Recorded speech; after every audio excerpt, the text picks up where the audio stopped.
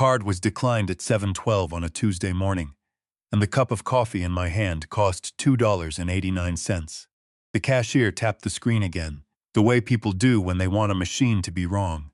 Another soft beep, another small red line of text. She turned slightly away from me, out of kindness. Behind me, a young man shifted his weight from one foot to the other. A woman farther back sighed loud enough for the whole room to hear. I reached into my wallet and pulled out a second card. That one failed, too. I want you to understand something about that moment because it has almost nothing to do with money. I had spent 4 decades signing off on bridge specifications and steel tolerances and concrete pours that cost more in a single afternoon than that coffee shop earned in a year. I had a savings account. I had a pension. I had no debt at all. What I did not have, standing there under the fluorescent lights with 11 strangers watching, was the ability to explain any of that. Because the only thing they could see was a 70-year-old man whose cards did not work. And the only story that fits that picture is the one everyone already knows how to tell. Confused, forgetful, slipping. I swallowed once and said it was all right, that I would come back another time, and I left the cup sitting on the counter. The bell over the door rang behind me. Outside, the spring air was cool, and the traffic on Main Street rolled past exactly as it had the morning before, and would the morning after, indifferent to the fact that a man's life had just quietly cracked down the middle. I sat in my truck and called my son. He answered on the second ring, and what he said next took me 8 months, 3 attorneys, 1 bank fraud investigation, and a Sunday dinner I will never forget to fully understand. If stories about family, quiet dignity, and the moment a person finally decides to stop being managed are the kind of thing you come here for, take a second to subscribe to my channel before we go further. What happens next is the part I have never been able to tell without stopping at least once. Morning, Dad. My cards were declined. There was a pause on the line. Not a confused pause, a prepared one. The kind of silence a man makes when he has rehearsed an answer and is now deciding whether he still needs it. Then he sighed. Yeah, we canceled them. I actually believed I had misheard him. The engine was off, the windows were up, and still I thought perhaps a truck had gone by. You what? We canceled your credit cards. My hand tightened around the phone. Why would you do that? His voice stayed level and warm and absolutely certain, and that was somehow the worst part. Dad, you're 70. You've been forgetting things lately. We thought it was time to simplify your finances. I haven't forgotten anything. Before he could answer, I heard a second voice in the background. My daughter-in-law. She was not whispering. She wanted me to hear. I told you he'd be upset. Then she took the phone from him. Hi, Gerald. She laughed, a short, clipped, dismissive sound, the kind you make at a child who has asked why the sky is blue for the 4th time. If you need money, just ask us before you spend a dime. For a moment, I could not make my mouth work. It'll be easier for everyone, she said. Everyone, not me, everyone else. Through the windshield, I watched people walk into the coffee shop carrying laptop bags and gym bags and briefcases, their mornings continuing exactly as planned. Mine had already ended, and something else had started in its place. I could have argued. I have a temper. Ruth used to say it was slow to light and slower to go out. I could have raised my voice and demanded an explanation and told my son that I had built the bridge his own children rode over twice a day. Instead, I said 4 words. I understand, thank you. And I hung up. Then I did not drive home. I drove straight to the bank. I have lived in Millbrook, Ohio for 36 years. When Ruth and I bought our brick ranch on Sycamore Street in 1988, the interest rate was cruel and the roof needed work, and we signed the papers anyway, because we were young enough to believe that a mortgage was a promise rather than a burden. We paid it off 11 years early. We raised 1 son under that roof. We hung storm windows every October and took them down every April. And in between, we celebrated birthdays and graduations and Christmas mornings and 29 anniversaries. Ruth died of pancreatic cancer 4 years ago in March, when the last of the snow was still lying in the shadow of the garage. Some mornings I still reach across the bed before I remember. Grief does not leave. It only changes register. It goes from a shout to a hum, and eventually you stop noticing that you have spent your whole life since standing in a room with a low sound in it. After I retired from civil engineering, I built myself a routine, because a man who has spent 40 years working to deadlines does not do well with open water. Tuesdays were the best of them. Coffee. The Millbrook Register, which is 4 pages thin now but still prints. A stop at First Heritage Bank if I needed cash. Sometimes lunch with a man I used to survey with. Simple, predictable, mine. My son Colin lived 20 minutes away with his wife Danielle and my 2 grandchildren.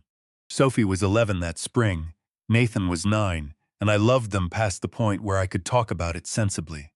Colin called every Sunday. Danielle organized the holidays and did it well. From the outside, we looked like a close family. Maybe from the inside, too. Maybe we even believed it. About 8 months before that Tuesday, Colin had offered to help me modernize things. "Dad," he said, sitting at my kitchen table with my new phone in his hands, "everything's online now." I admitted that technology was not my favorite subject. I had spent my career with drafting tables and slide rules, and later, software that at least had the decency to explain itself. He offered to help. He linked my accounts to online banking. He set up automatic bill payments. He installed the apps, updated my passwords, adjusted the security settings. "It'll protect you from scams," he said. Danielle nodded from the doorway. "There are so many seniors getting taken advantage of." It sounded reasonable. It was reasonable, and I trusted him because he was my son, and because a father who cannot trust his own son has to go looking for something else to stand on. Carol Denning had managed the Millbrook branch of First Heritage for nearly 15 years, and she had known me for all of them. She looked up when I came through the doors and smiled the way she always did. "Good morning, Gerald." "I hope so." Something in my voice took the smile down a notch. "Everything all right?" "I don't think it is." 5 minutes later, we were in her office, with the door closed. She opened my account, and I watched her face change, a small tightening around the eyes, the expression of a professional who has just seen something she does not like and is deciding how to say so. She stopped typing, looked at the screen, looked at me. Mr. Whitfield. She had never called me that in 15 years. "I'm seeing several recent changes." "What kind of changes?" She turned the monitor toward me. "The mailing address on your account was updated yesterday." I leaned in. It was not my address, it was Colin's. The primary phone number was also changed. Colin's number, and the email, Danielle's. I said nothing for what felt like a long time. Outside her window, a delivery truck backed into the alley and its reverse alarm beeped patiently, over and over. "When did this happen?" "Yesterday afternoon. I wasn't here yesterday." "I know." She clicked through to another page and hesitated before she spoke. "I'm also seeing that replacement cards were issued and mailed to the updated address." I blinked. "What replacement cards?" "The new cards issued after the previous ones were canceled." I have stood on a bridge deck during a load test and felt the whole structure settle a quarter-inch beneath me. This was that feeling without the bridge. "I never requested replacement cards." Carol folded her hands very carefully. "Gerald, did you authorize any of these changes?" "No." She did not answer. She picked up the phone on her desk instead. "Could you ask Marcus from Fraud Services to come down, please?" Her voice stayed level. Mine did not. "Fraud? We just want to understand what's happened." Marcus Feldman was maybe 40, carried a tablet, and had the calm, unhurried manner of a man who deals in bad news for a living and has learned that hurrying only makes it worse. He introduced himself, sat down, and asked simple questions. "Have you lost your identification?" "No." "Have you authorized anyone to manage your banking?" "My son helped me set up online access." "Does he have your passwords?" I opened my mouth and found that the honest answer embarrassed me. "I suppose he does." Marcus glanced at Carol. It was not a dramatic look. It was worse than dramatic. It was the look two professionals exchange when they have seen a particular shape before and recognize it coming around again. He scrolled. "There are authorization forms attached to this account. I haven't signed anything recently. They appear to grant another individual administrative access." My heart did not speed up, it slowed. I have noticed that about myself. When the news is small, I get agitated. When it is large, something in me goes very quiet and starts taking measurements. Marcus enlarged one of the documents and turned the tablet toward me. There was my name. Gerald Whitfield in the small, tight cursive I have used since I was 17 years old. The capital G with the loop I could never quite break the habit of. Only I had not signed it. Not that document, not ever. "Can a signature be copied?" "That's one possibility," he said without waiting the word. Carol leaned forward. "Before any of us make assumptions, we'd like to review every change made to this account over the past several months." "Several months?" She nodded. "Sometimes situations like this don't happen all at once." And Marcus added quietly the sentence that I would carry around with me for the rest of that year. They happen one small step at a time. I did not sleep much that night, not because I was angry. Anger has heat in it. Anger makes you want to slam a door or drive too fast or call someone at 11 at night and say the thing you cannot take back. What I felt was colder than anger and much harder to hold. It was disbelief, and disbelief has no exit. I sat in the living room with the television on mute, looking at a framed photograph of Ruth from the summer before she got sick. We had repainted the house that June, and she had paint on the end of her nose because I had flicked the brush at her. She laughed so hard the neighbor came out onto his porch to see what had happened. Ruth used to say, "When something doesn't make sense, don't rush to fix it. Understand it first." She was right about a great many things, and I did not tell her so nearly often enough. So that night I decided I was not going to call Colin. Not yet. 38 years as an engineer teaches you one thing above all others. You never start repairing a bridge before you know why it cracked. You can pour concrete over a fracture all day long. If the load path is wrong, it will open again 3 feet to the left, and next time somebody will be standing on it. The next morning I was back at the bank before it opened. Marcus spread printed pages across the conference table, like a man laying out a hand of cards. "It's easier if we go through this chronologically," I nodded. 8 months ago, your online banking credentials were reset. That did not surprise me. That was Colin at my kitchen table with the new phone. The following month, a secondary contact was added to the account. Your son, then 3 weeks later, your daughter-in-law. All right, then transaction alerts were redirected. Redirected where? To your son's phone. I looked up sharply. I stopped receiving fraud alerts. According to these records, yes. I sat back in the chair. Every single change taken by itself was defensible, a helpful son, a reasonable precaution. Together, in order, on one page, they were something else entirely. The way 100 harmless hairline cracks are something else entirely when you plot them on a drawing and see that they all run the same direction. Marcus slid another page toward me. 3 months ago, spending limits were modified. I never asked for spending limits. They were lowered. To what? He hesitated. $500. I almost laughed. Not because it was funny. Because it was so precisely, mathematically absurd. I had managed construction budgets in the tens of millions. I had signed change orders larger than my own house. And someone had quietly decided that I now needed permission to spend more than $500 of my own money. Carol said gently, "Gerald, I want to be clear about something. We've found no evidence that money has been taken." Then what is this? She chose her words the way you choose your footing on ice. It appears to be increasing control. That phrase stayed with me all the way home, and for months afterward. Not theft, control. And driving back down Route 9 with the windows cracked, memories started fitting together in ways they never had before. Last Thanksgiving, Danielle had reached for the restaurant check before I could get my wallet out. "You've done enough for this family." At the time, I had thought it was generous. Now I remembered what she said 30 seconds later in the same warm voice. "Are you still carrying all those cards around? That must get confusing." And Christmas, when Colin offered to organize my tax records. "Dad, it'll save you the headache." I had been grateful, but afterward he asked questions with strangely specific edges on them. "How much do you keep in checking? Any CDs coming due? Have you ever updated your beneficiaries?" At the time I assumed he was thinking ahead. Now I wondered whether he had been taking inventory. By Thursday afternoon I was parked outside the law office of Arthur Blevins. Arthur had drawn up Ruth's will and mine 15 years earlier. He was not a flashy man.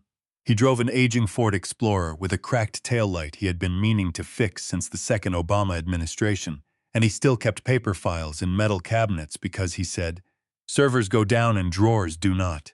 More to the point, he had earned my trust in a decade and a half of never once telling me what I wanted to hear. He looked genuinely pleased when I walked in, and then he looked at my face. "Gerald." He stood and shook my hand. "It's been too long. I wish this were a social call." The pleasure went out of his expression like a light being switched off.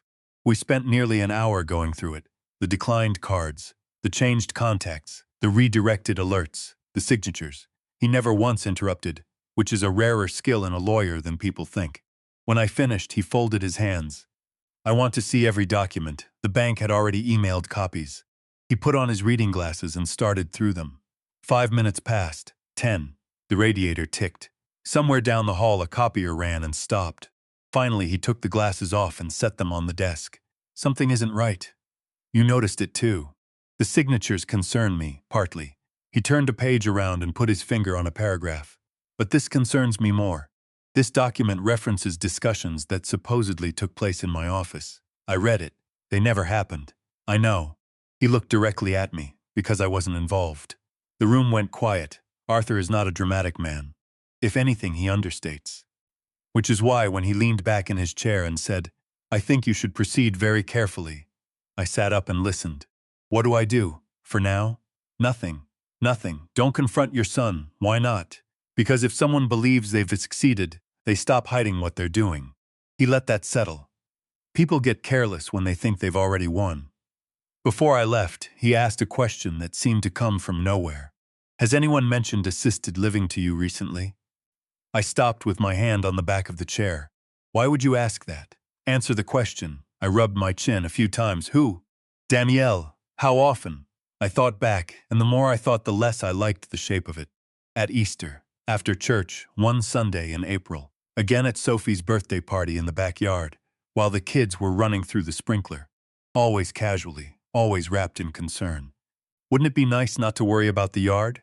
Imagine having people cook your meals. You'd have friends your own age, Gerald. I had always smiled and changed the subject. Arthur nodded slowly. I've seen this pattern. My stomach tightened. What pattern?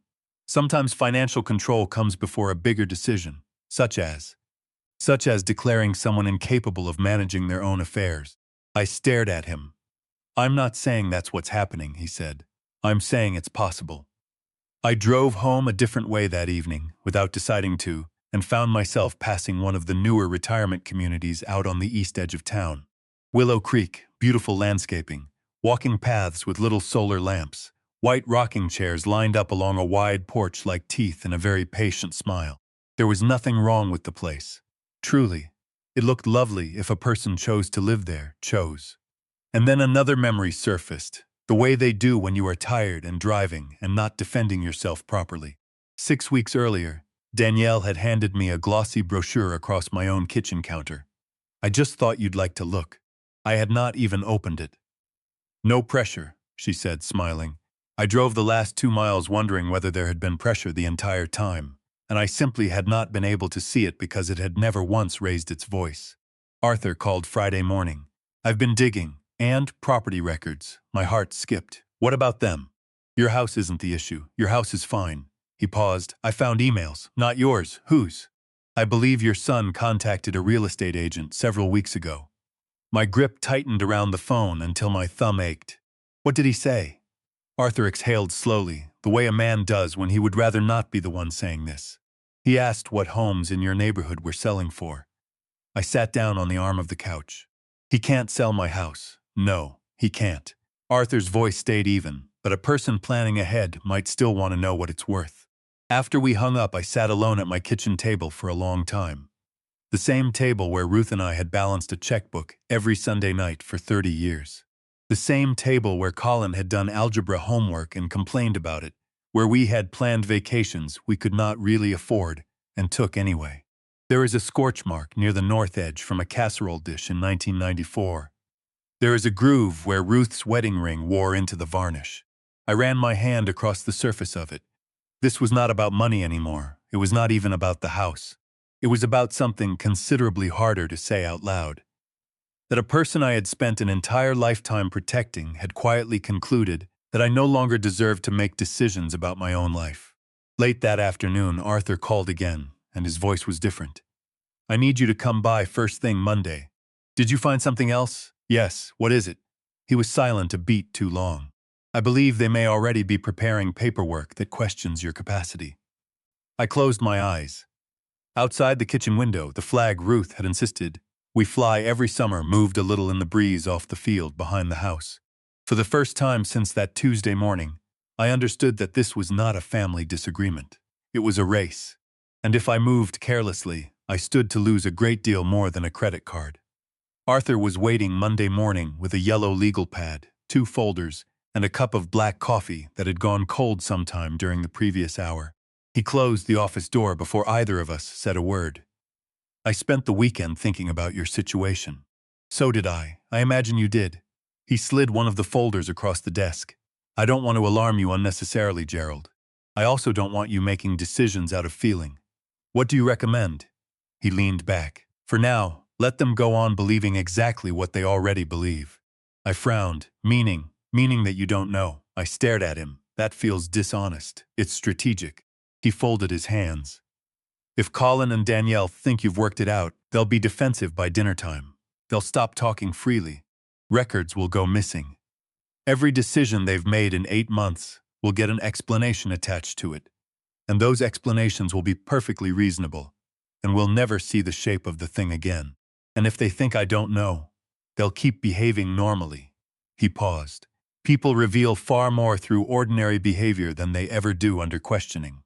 Driving home, I kept turning it over. I have never been much of an actor. Ruth always knew when I was planning a surprise for her birthday, because I would start whistling, and I do not otherwise whistle.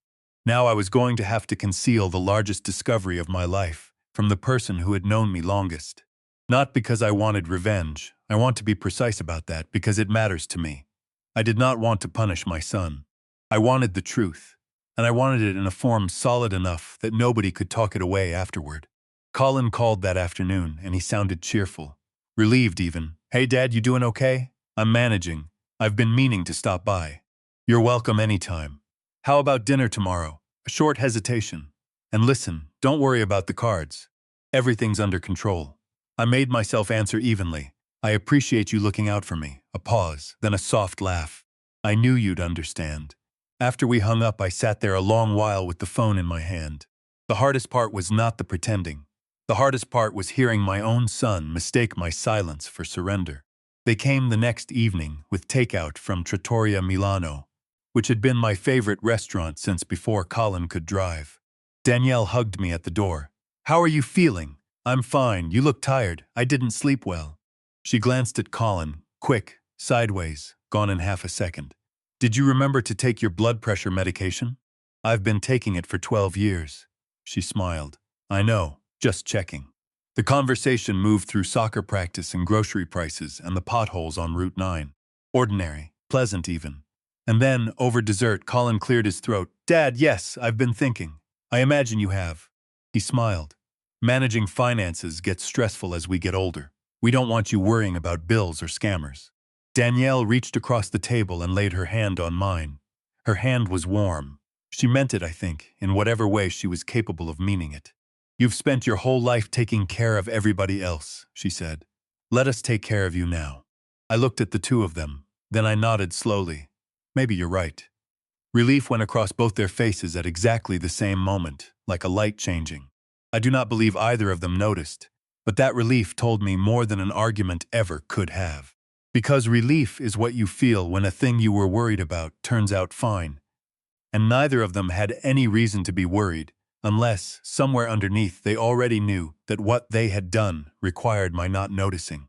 Over the following 2 weeks, I became the man they seemed to expect. I called Colin before larger purchases, not because I needed permission, but because I wanted to watch what he would do with it. I need to replace the mower. How much? About 600. Silence on the line. Then why don't you hold off? We should talk about it first. Talk about it. As though I were 16 and asking for the car keys on a Friday night. Another time I mentioned a weekend fishing trip with a man I had worked with for 20 years. Danielle asked immediately, do you think that's safe? I've been fishing for 50 years, I know. The smile never wavered, but accidents happen. Every one of those conversations was reasonable on its own. That is the thing nobody warns you about. Individually, reasonable. Collectively, every single suggestion pointed the same direction, like iron filings around a magnet. Smaller life, fewer choices, less of me. Arthur told me to document everything, so I bought a spiral notebook at Alvarez Hardware for $1.79. Nothing sophisticated. Every conversation went into it. Date, time, exact wording, as well as I could recall it within the hour. Whenever Colin or Danielle made a decision on my behalf without asking, I wrote it down. Whenever either of them said our plan for your future, I wrote that down too. I started printing emails, saving voicemails, screenshotting text messages, which took me 3 tries and a phone call to Sophie. who explained it to me twice without once making me feel foolish, which is a talent that 11-year-old girls apparently possess, and most adults do not. Nothing in that notebook was dramatic. That was exactly what made it unsettling. Control does not announce itself. It arrives disguised as convenience. The fraud department kept working. Marcus called every few days. We've identified additional account changes. Anything illegal. We're still determining that. What does that mean? He explained it patiently. Helping an elderly parent is not against the law. Assisting with online banking is not against the law. The question is whether those actions crossed a line into unauthorized control, and where exactly that line falls depends on facts, intent, and documentation. There are gray areas, he said, but some of these records concern us. What concerns you most? The cumulative pattern. That word again, not any single event, the pattern. On a Saturday morning in May, I stopped at Alvarez Hardware for a bag of grass seed. Pete Alvarez has run that store for nearly 20 years and knows every square foot of it by memory. He looked up from stocking a shelf. Gerald, haven't seen you in a while. I've been busy. We wandered back toward the garden section talking about tomatoes and whether the frost date had really moved, or whether people just say that now. And then he asked a perfectly innocent question in a perfectly ordinary voice while holding a bag of mulch. So when are you moving? I stopped walking. What? I thought Colin said you were downsizing. He told you that. Pete shrugged, already sensing he had stepped somewhere he should not have. Couple weeks ago. What exactly did he say? That you'd probably sell the place before winter. I made myself smile. Nothing's been decided. Oh. He looked honestly confused and a little sorry. I figured it was already in motion. I drove home with the grass seed on the passenger seat and my stomach in a knot. Because Colin was not merely planning. He was describing those plans out loud in public to people who had known me for 2 decades, as settled fact. Nobody had asked me, but the town already knew. A few days later, my next-door neighbor caught me while I was dragging the trash cans back up the drive. Simon Kessler had retired from the county probate bench 4 years earlier. He and his wife had lived beside us since before Colin was born. He had taught my son to ride a bicycle on our shared stretch of sidewalk because I was working a bridge deadline that summer and did not get home before dark. You have a minute? Sure. We sat on my front porch. He did not waste any of it. I had lunch with Pete Alvarez. I smiled faintly. News travels. It does in a town this size. He looked at me directly, the way a man does when he has spent 30 years watching people decide whether to lie to him. Is everything all right? I considered the usual answer. Fine. Everything's fine. It sat in my mouth for a second. No, I said. Simon listened while I told him and never once interrupted. When I finished, he folded his arms and looked out at the street for a while. I saw too many cases like this. You think he's trying to steal from me? He shook his head slowly. Maybe. Maybe not. Then what? I think good intentions turn into entitlement more often than anybody wants to admit. He let that sit. I watched families convince themselves they were helping, right up until there was nothing left of the person they were helping. One decision at a time. Never a villain in the room. Just a lot of reasonable people making reasonable choices about someone who was never asked. He took a business card out of his shirt pocket and handed it to me. Regina Okafor, attorney at law. Elder law and fiduciary practice. Who is she? The best elder law attorney I ever had in my courtroom. I already have Arthur Blevins. You do, and Arthur's excellent. He tapped the card with one finger. But Regina specializes in exactly one thing. What's that? Protecting competent older adults from being treated as though they aren't. That evening Arthur called, and there was something in his voice I had not heard in 15 years of knowing him. Not excitement, exactly. The quiet alertness of a man who has just found the loose thread. I think we've caught a break. What happened? A document your son sent to a financial advisor was copied to the wrong email address. It landed somewhere it shouldn't have, and it made its way to me. My heart started up. What did it say? I can't go through every detail over the phone. Then tell me the important part. Arthur was quiet for a moment. Then he read the subject line aloud. Dad doesn't know yet. 4 words. I stood in my kitchen holding the phone long after we had hung up, and I could hear them the way you hear a bell after it has stopped. Dad doesn't know yet. Maybe they believed I was confused.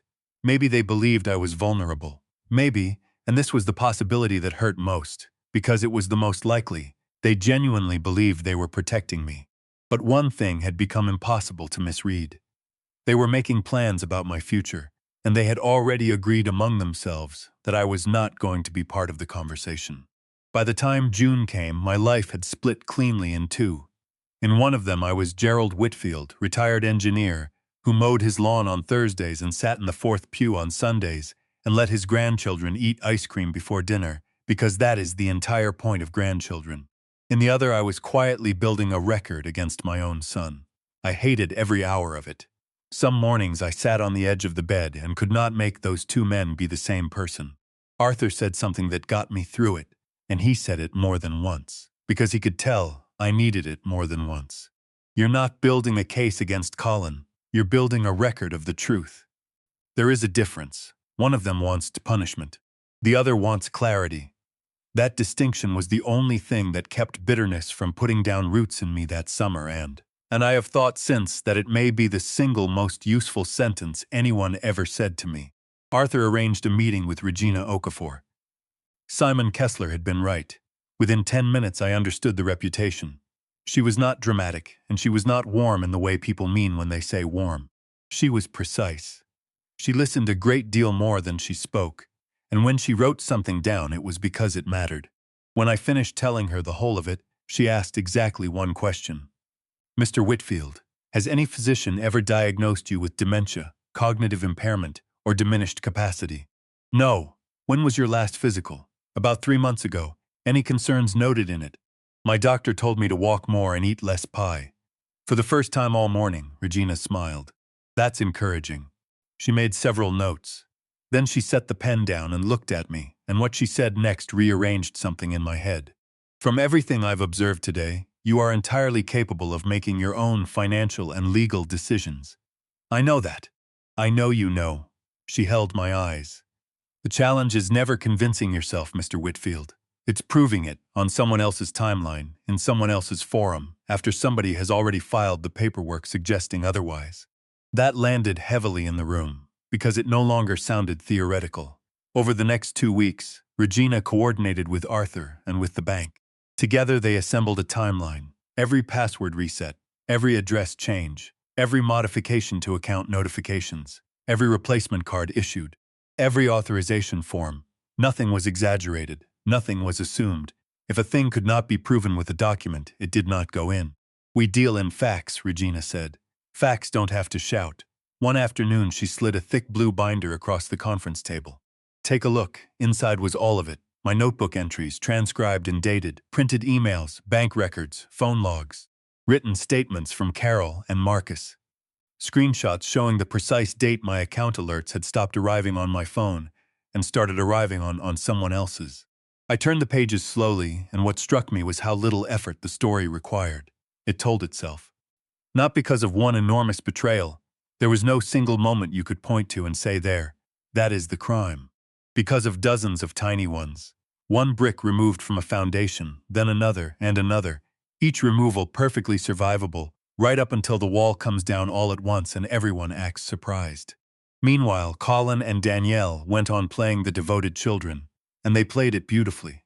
At church, they insisted on carrying my Bible in from the car.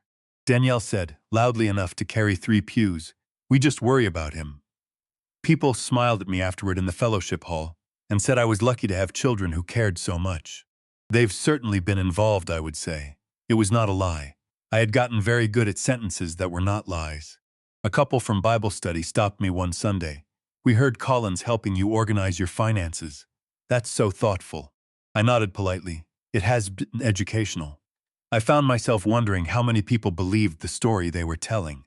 And then I found myself wondering whether Colin believed it. And that thought hurt more than any of the rest of it. Because if he truly believed he was helping, then somewhere along the line, he had stopped seeing me as his father at all. He had started seeing me as a problem to be managed. The grandchildren remained blessedly unaware, or so I thought. Whenever they came over, they still tore through the backyard with water balloons, and still begged me to make grilled cheese sandwiches, which I make badly, and they love anyway. But children notice a great deal more than adults give them credit for. One afternoon, Sophie looked up from her coloring book at the kitchen table. "Grandpa?" "Yes, sweetheart. Why does Mommy always ask Daddy if you remembered stuff?" I put down my coffee very carefully. What do you mean? She asks if you remembered your medicine. She shrugged, still coloring. Or if you remembered your appointments. She frowned at the page. I don't think you're forgetful. Neither did I thought. Sometimes grown-ups worry too much, I said. She nodded, satisfied, and went back to her coloring. I watched her for a long time after that. Whatever happened next, I decided, those two children were not going to become casualties of it. That decision shaped everything that came after, including, in the end, the part I am proudest of. Late one afternoon in June, Colin stopped by without calling. He had a folder under his arm. Got a minute? Of course. We sat at the kitchen table, the same one where he had done algebra homework while Ruth baked chocolate chip cookies, and pretended not to be listening to him complain. He opened the folder. I've been researching senior communities, glossy photographs, gardens, a fitness room with 3 treadmills nobody was using, a dining hall with cloth napkins folded into triangles. You'd really like these places. I'm happy here, I know. His tone stayed gentle the entire time, and that was the most difficult part to sit through. But this house is getting harder to maintain. It isn't. You wouldn't have to mow. I enjoy mowing. You wouldn't have to shovel snow. I've survived 50 Ohio winters. He smiled at me patiently, and I recognized the smile, because I had used it myself when he was 14 and insisting he did not need a curfew. Dad, what? I just want you somewhere safer. Safer, another reasonable word, another brick out of the wall. I leaned back in my chair. And what would happen to this house? He answered too fast. We'd figure that out. We, not you, not even you and I. I'll think about it, I said. His shoulders came down 2 full inches. That's all I'm asking. After he left, I opened the notebook and wrote 4 words under the date. He assumes agreement. A week later, Arthur called. I think it's time. For what? To protect yourself. That afternoon, we met with Regina again, and for nearly 3 hours, we went through every piece of my life that had a $sign attached to it. The will, the retirement accounts, the life insurance, the house on Sycamore Street. I don't want to punish Colin, I said at one point. I know, Regina said. I still love him. Arthur nodded. Nothing we're doing here changes that, and I don't want my grandchildren to suffer because the adults made a mess. They won't. So we built something new, not a weapon. A structure, and I say that as a man who spent his life building structures, and who knows the difference between a wall meant to keep people out and a wall meant to hold a roof up. The new plan was built around transparency instead of convenience. If I ever genuinely became unable to manage my own affairs, an independent professional trustee would oversee anything involving significant assets. Not Colin, not Danielle, a licensed fiduciary with no personal stake in the outcome and a legal duty to me alone.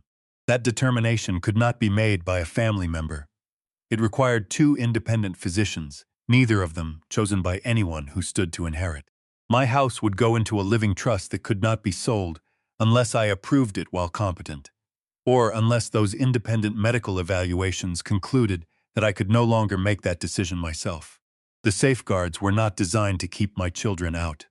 I want to be very clear about that because I said it badly the first time, and Regina made me say it again until I got it right. They were designed to ensure that no single person, no one, ever, including someone who loved me, could quietly take over another person's life by accumulation. Regina watched me sign the last page. This protects your wishes. It also protects my family. She capped her pen. Sometimes those are the same thing, and then came the last step, which surprised even me. I want everyone together, I told Arthur. You mean Colin and Danielle? Yes, and you and Regina and Carol from the bank and Marcus. Arthur raised an eyebrow at me over his glasses. That's quite a dinner party. I smiled for the first time in weeks. It won't be a party. He understood immediately. No, it won't. I called Colin that night and invited him for Sunday dinner. Nothing unusual. Just family, he sounded pleased. That'll be nice. I've also invited a few guests. A pause. Oh? My attorney. A longer pause. Is something wrong? No. What are we celebrating? I looked out the kitchen window toward the maple Ruth had planted the spring Colin graduated high school. It was full and heavy and green now, and its branches moved a little in the evening air. Just an important family conversation, I said. On Sunday, Colin and Danielle came through my front door carrying a homemade apple pie. Danielle hugged me. You look wonderful. I feel wonderful. She glanced past me toward the dining room, where the table was already set. There were extra chairs. Arthur arrived first, then Regina. A few minutes later, Carol came in, followed by Marcus with a slim leather portfolio under his arm. Colin looked confused. Danielle's smile tightened at the corners without ever quite leaving her face. What's all this? I gestured toward the dining room. Please, let's sit down. Everyone found a seat. The room went quiet. Somewhere out in the yard, a lawnmower was running 2 houses down, and the sound of it came in through the screen. Colin looked around the table, then back at me, and produced the same easy, confident smile I had been watching for 8 months. "Dad," he said, "have you finally decided to let us handle everything?" I met his eyes, and after all those weeks of waiting, I gave him the honest answer. Yes. The silence that followed was almost comfortable. Colin's relief was total and immediate.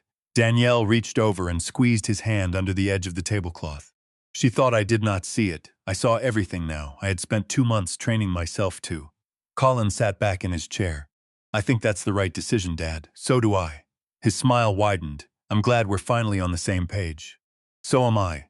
Arthur folded his hands. Carol and Marcus said nothing at all. Regina simply watched the way she does. Nobody rushed. Nobody interrupted. I looked around the dining room. This room had held birthday cakes and Thanksgiving dinners, and one graduation party that ran until 2 in the morning, and one Christmas where the wrapping paper covered every square inch of floor, and Ruth laughed until she had to sit down. Now it was going to hold something else. I cleared my throat. "Before we eat, I'd like to thank both of you." Danielle said, "You don't have to thank us." "I do." Colin nodded. "We're family." I looked at my son. "You've taught me something important." He seemed pleased. "What's that?" "You've taught me how easily good intentions become control." The room went still. Colin's smile came down by degrees. "I'm not sure I understand. I think you do." I reached beside my chair and picked up the blue binder, the one Arthur and Regina had spent 2 weeks assembling, and set it in the middle of the table. Gently, the way you set down something heavy. "Nobody here is in trouble." Danielle crossed her arms. "What is that?" "The story of the last 8 months." Colin looked at the binder, then at me. "Dad, I'd like everyone to listen until I'm finished." Neither of them spoke again for a while. I opened it. The first change happened 8 months ago. I slid the page across the table. The day my online banking credentials were reset. Colin looked down at it. "I helped you with that." "I know you did, and I was grateful." Another page. The second change redirected fraud alerts from my phone to yours. He hesitated. "So I could protect you." "I believe that." Another page. The third change lowered my spending limits. Danielle answered quickly. "That was just to reduce fraud exposure." Carol spoke for the first time. "Our records show that Mr. Whitfield was never informed of those limits." Danielle turned toward her. "We were trying to help." Marcus answered without any edge in his voice at all. "Helping usually involves informing the account holder." Nobody raised their voice. Nobody needed to. Facts have a weight of their own, and if you set them down in order and then stop talking, they do the work themselves. I kept turning pages, replacement cards, address changes, phone number updates, email changes, each one dated, each date another point on the same line. I watched my son's face. He was not angry. He looked unsettled.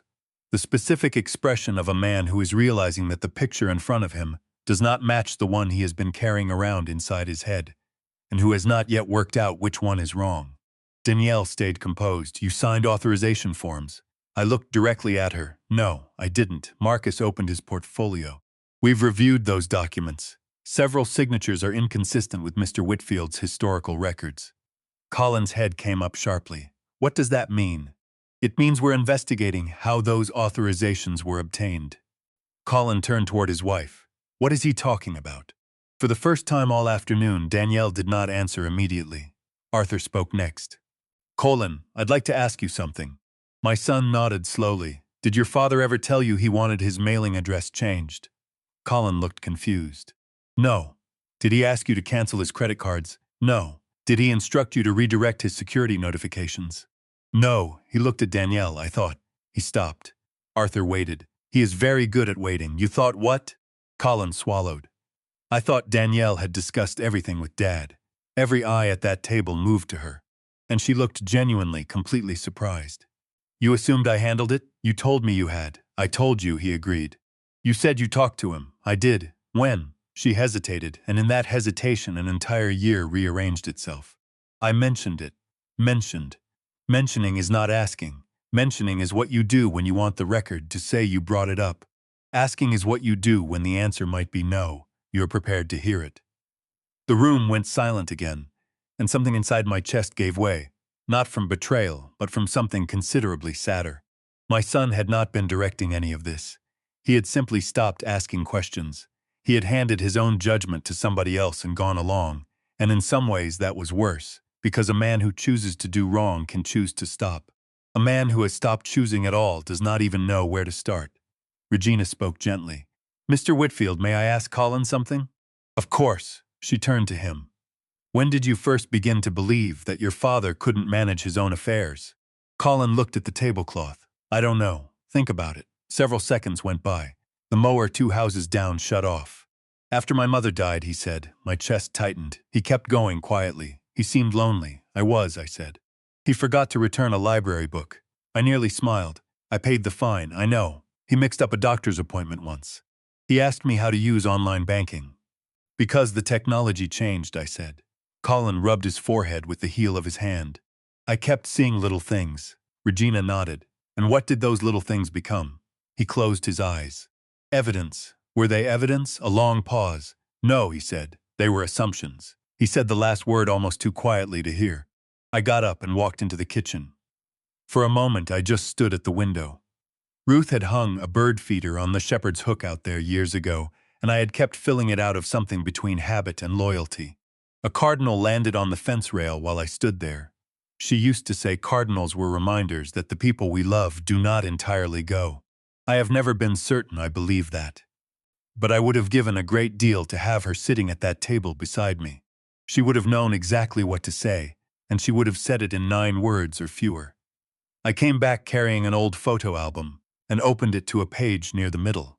Colin at 9 years old, standing beside the Pinewood Derby car we had built together, grinning with 2 teeth missing. "You remember this?" He looked at it, and despite everything, he smiled. "I couldn't get the wheels straight. We were in the garage until midnight. You never gave up, neither did you." I closed the album and set my hand flat on the cover. "So I'd like to ask you something, and I want a real answer." He looked up. "When did you decide I deserved less patience than you did?" His eyes filled instantly. "Dad, no." My voice stayed level. "I'm not being cruel. I'd honestly like to know. You were 9 years old, and you couldn't get 4 wheels to run true. And I sat on a concrete floor with you until midnight, and it never once occurred to me to take the car away and finish it myself." I paused. "Somewhere along the line you started finishing things for me." He could not answer. Neither could Danielle. Finally Colin stood, and his chair scraped softly across the hardwood. "I'm sorry. No excuses attached to it. Just the 2 words. And then a moment later, "I'm so sorry." He looked straight at me. "I honestly believed I was protecting you. I know. I never wanted your money. I believe you. I thought if I just handled everything." His voice broke on the last word. "Nothing bad could happen." I nodded slowly. "And instead you made something bad happen." The tears came down his face without any performance in them at all.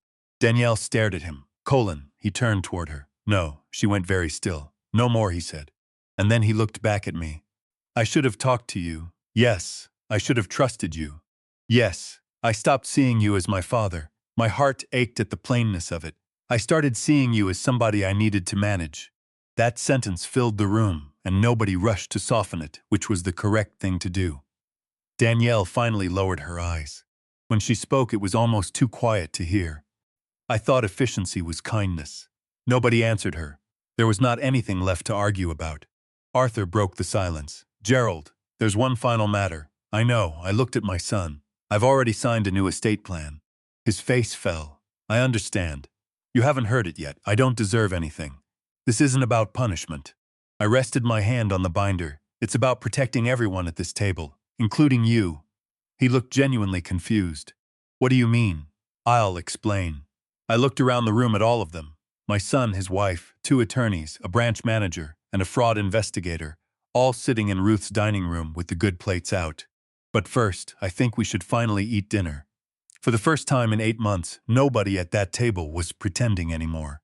Dinner was almost awkwardly ordinary. The roast cooled a little while the mashed potatoes went around the table. Somebody asked if anyone wanted more green beans. Carol complimented my dinner rolls, which I had made from Ruth's recipe card in her handwriting, and Marcus admitted he had gone back for a second, before dessert had even been mentioned. For a few minutes, nobody said the words bank or authorization or control. We simply ate. It reminded me of something Ruth used to say whenever Colin and I were circling each other over something stupid. Nobody solves a family problem on an empty stomach. She was right more often than either of us liked to admit. When the plates were cleared, I poured fresh coffee for everybody, and I will confess that I smiled a little to myself while I did it. Nobody's card had to work for that cup. Arthur opened the new estate binder. Gerald has asked me to walk everyone through the changes. Colin nodded quietly. I'm listening. The previous estate documents have been revoked and replaced. Neither of them reacted. They just listened, which was itself new. Mr. Whitfield remains in complete control of every financial decision affecting his assets. Arthur looked toward me the way he always should have, and if Mr. Whitfield ever becomes genuinely unable to manage his own affairs, that determination cannot be made by a family member. Colin looked up. Who decides? 2 independent physicians, neither selected by any beneficiary. Regina added, and even then, financial authority does not transfer to a relative. It transfers to an independent licensed fiduciary, a professional with a legal duty running to your father and to nobody else. Colin nodded slowly. So nobody in the family controls it. Correct.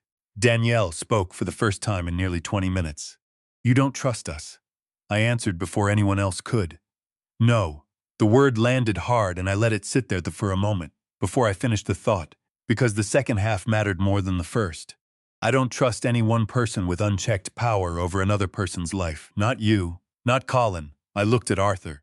Not myself either. That's why we built safeguards instead of assumptions. Arthur smiled slightly. Exactly. Then I explained the part that mattered most to me. The house on Sycamore has been placed into a living trust. Colin asked softly. Can it still be sold someday? Of course, when I decide. I smiled at him. Or when I'm no longer here to. A small silence went around the table. This house isn't valuable because of the real estate market, I said. I looked around Ruth's dining room. It's valuable because your mother loved it. I pointed toward the hallway. Those pencil marks on the doorframe measured your height every birthday until you were 15 and decided it was embarrassing. Then toward the back window. That oak went into the ground the week you were born. It was 4 feet tall. Your mother watered it with a coffee can. And then at the photographs along the shelves, the whole crowded, disorganized decades of them. A stranger looks at this place and sees property. I look at it and see my life. Colin lowered his head. I forgot that. I know. There was one more thing, and this was the part nobody had seen coming. I pulled a thin folder from beside my chair. This has nothing to do with inheritance. Colin looked up, puzzled. What is it? I've established a small charitable fund. Danielle said, for what? Financial education. Regina smiled. She had spent 3 weeks helping me refine the idea, and had never once told me it was sentimental, which it was. It'll sponsor free workshops at the Millbrook Public Library, I said. For older adults, about online banking, about account security, about powers of attorney and what they actually do, which is not what most people think. Colin frowned. Workshops.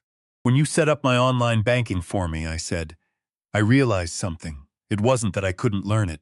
It was that I was embarrassed to ask. And a man who's embarrassed to ask a question will hand somebody else the whole set of keys just to make the conversation stop. I paused. I don't want another 70-year-old in this county, giving away complete control of his life because he's afraid of looking foolish in front of his own children.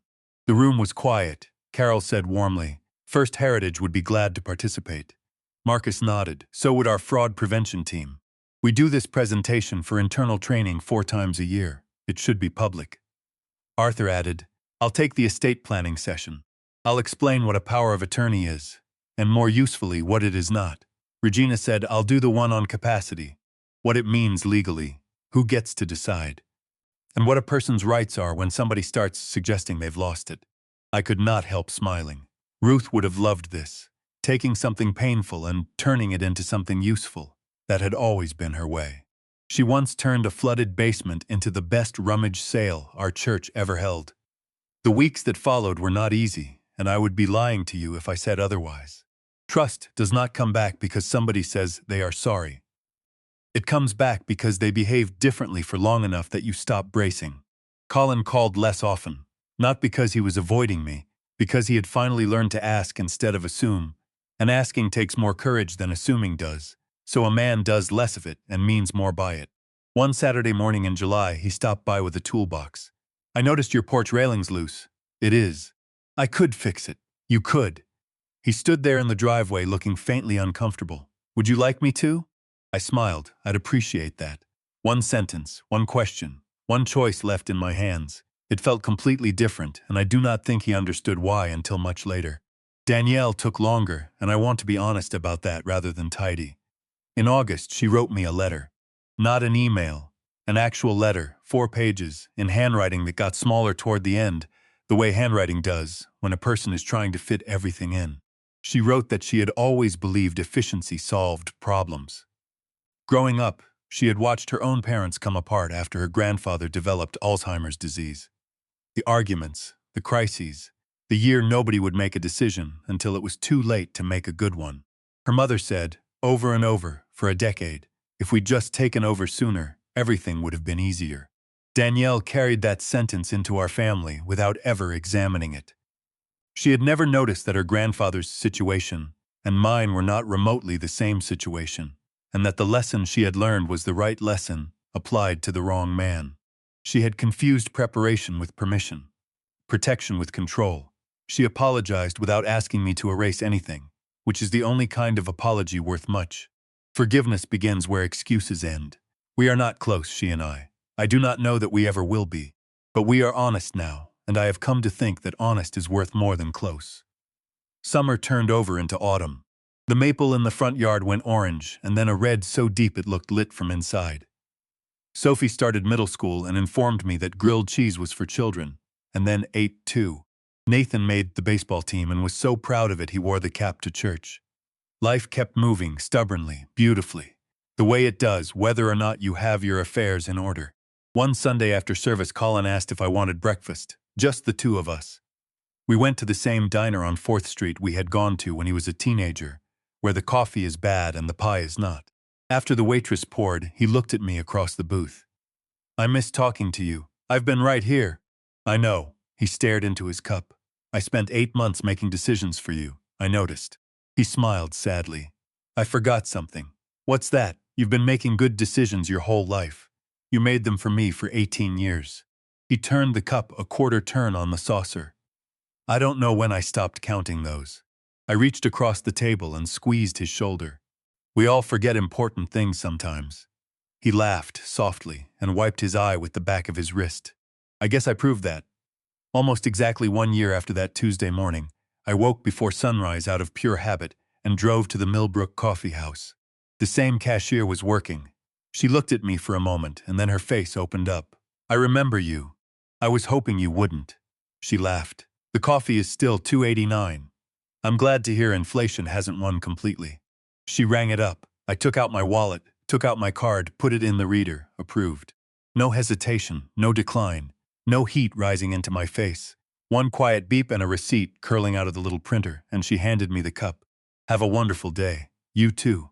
I turned toward the door, and behind me somebody said, "Dad." Colin. Our Sunday breakfast had become a standing thing by then, and he had gotten into the habit of meeting me here first. He reached into his pocket. "Let me get this one."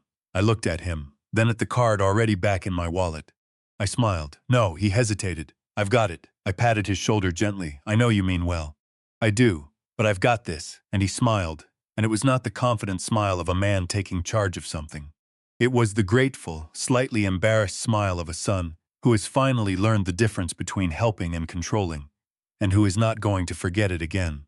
"I know you do, Dad." We walked out together into the morning sun, not as a man being managed, not as a son trying to manage, just as a father and a son who had learned, perhaps later than either of us would have liked, that love without respect eventually becomes control, and love with respect becomes a family again.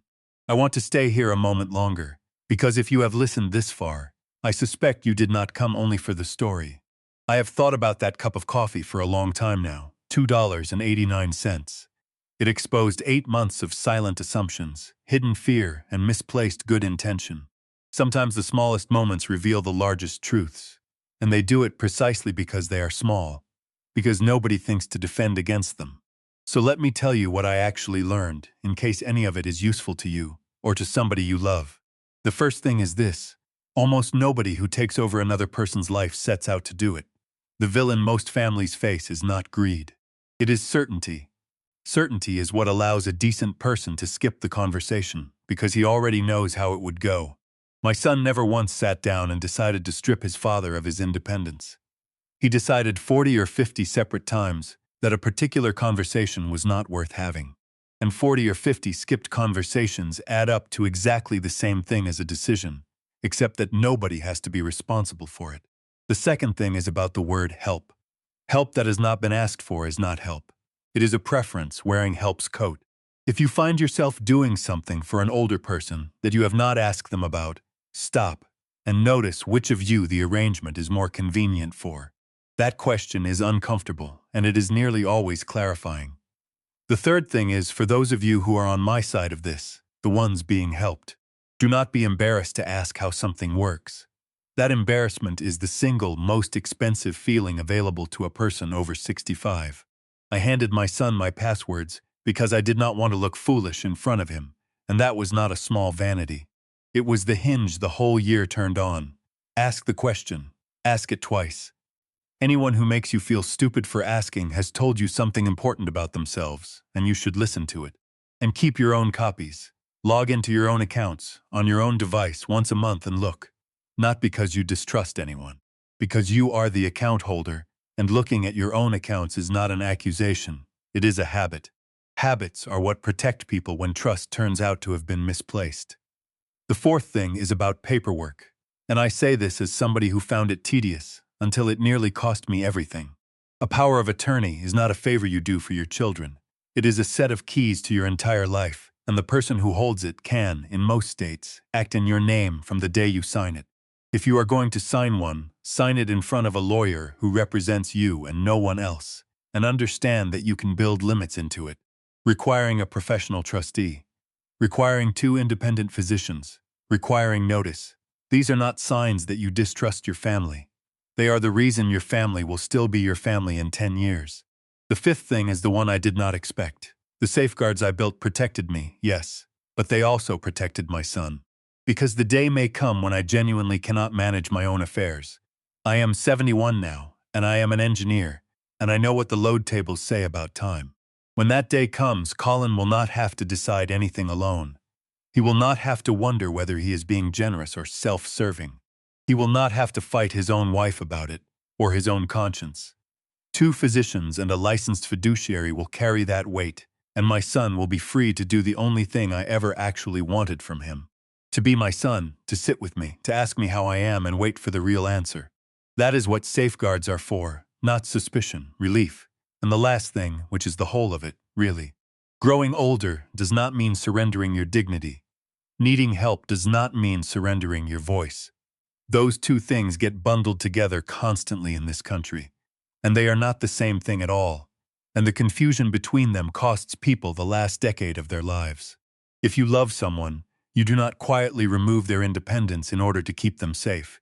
You stand beside them, you ask what they need, and then, and this is the part almost everybody skips, you honor the answer, including the answers you do not like. Ruth used to say that respect is just love with the volume turned down enough to hear the other person. I did not understand what she meant for about 40 years. I understand it now. If this story reminded you of someone you love, or made you look at an aging parent, a grandparent, or maybe yourself a little differently, I hope you'll carry that with you. And if it touched you at all, consider sharing it with someone who might need the reminder that respect is one of the greatest gifts a family can give one another. Subscribe to my channel and stay with me for more stories about family, forgiveness, and quiet justice. This story was written by a human being. I have changed every name, every street, every institution, and a number of identifying details, because these are real kinds of situations and real families deserve their privacy. The emotions in it are mine, and the reflections at the end are what I actually believe after sitting with this material for a long time. I write these because I think there is something worth saying about how we treat people as they age, and because I would rather one person listen to this and go ask their father a question than have 1,000 people simply be entertained. This is not legal advice. and elder law varies considerably from state to state.